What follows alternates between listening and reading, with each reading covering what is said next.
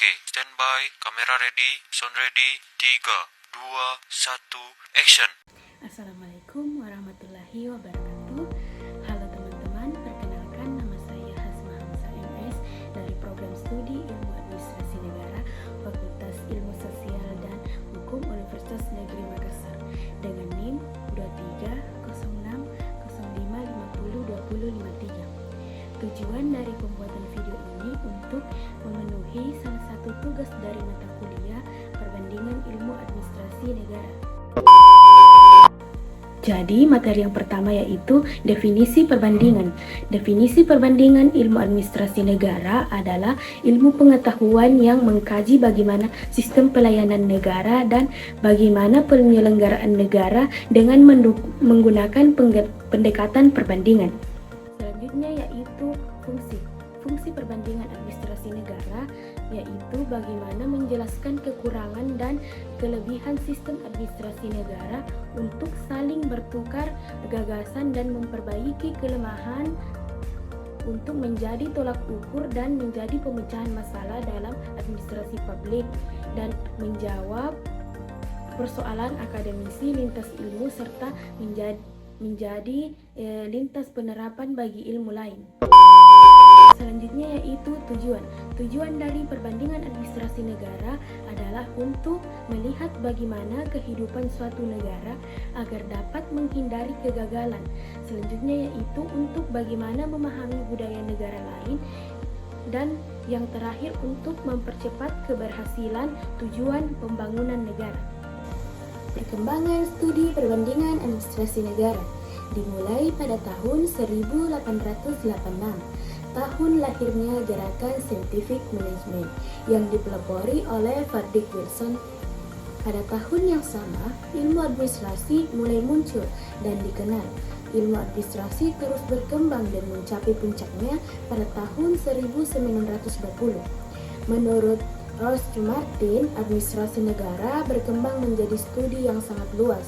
Menurut Bintoro, perkembangan ilmu administrasi diperkuat dengan terbitnya salah satu buku administrasi pertama pada tahun 1926 dan 1927.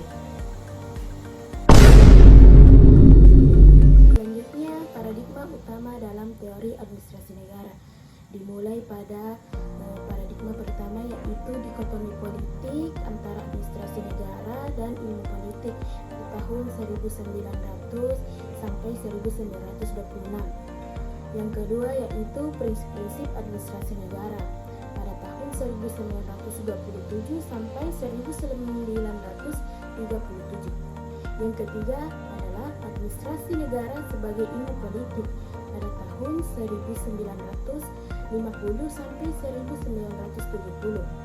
Selanjutnya administrasi negara sebagai ilmu administrasi pada tahun 1956 sampai 1970, dan yang terakhir administrasi negara sebagai administrasi negara tahun 1970 sampai sekarang. Jadi selanjutnya yaitu tahapan-tahapan perkembangan ilmu administrasi negara. Tahapan pertama yaitu tahapan perhatian, di mana muncul perhatian awal terhadap masalah di suatu negara. Yang kedua yaitu tahapan penelitian masalah birokrasi.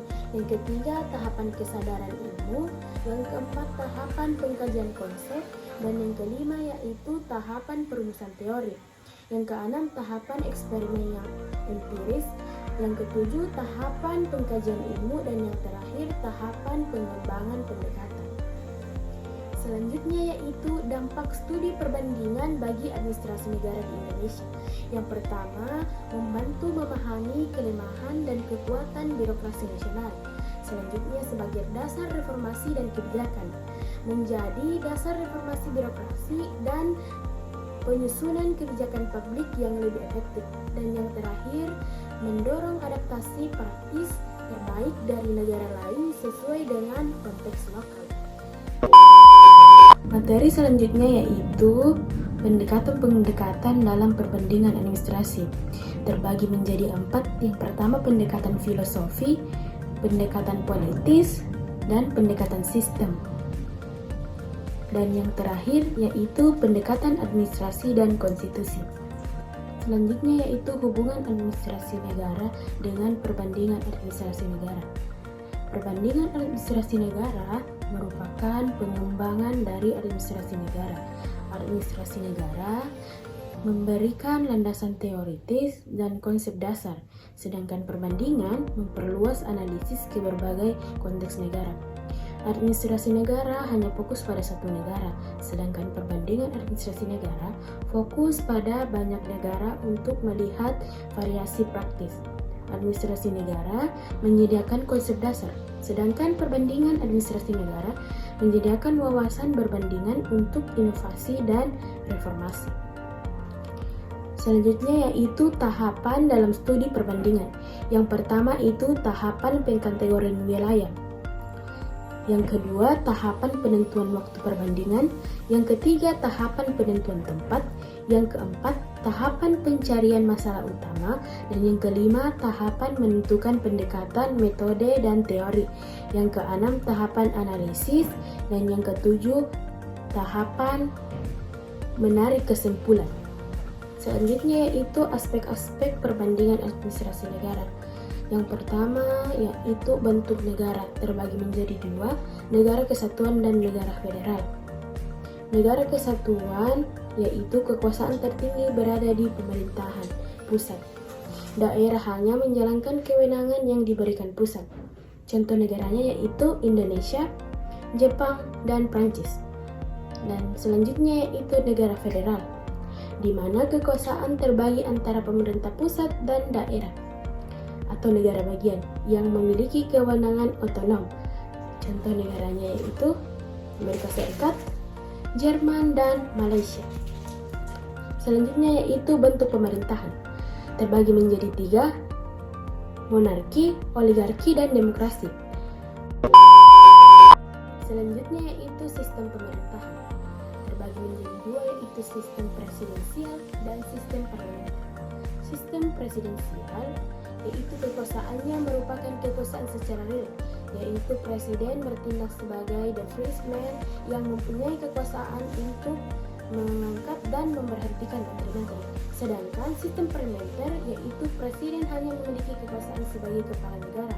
Kekuasaan sebagai kepala negara dimiliki oleh Perdana Menteri, Kabinet, dan pimpinan lainnya yang dapat dijatuhkan oleh parlemen. Selanjutnya yaitu sistem politik, terbagi menjadi dua, yaitu suprastruktur politik dan infrastruktur politik.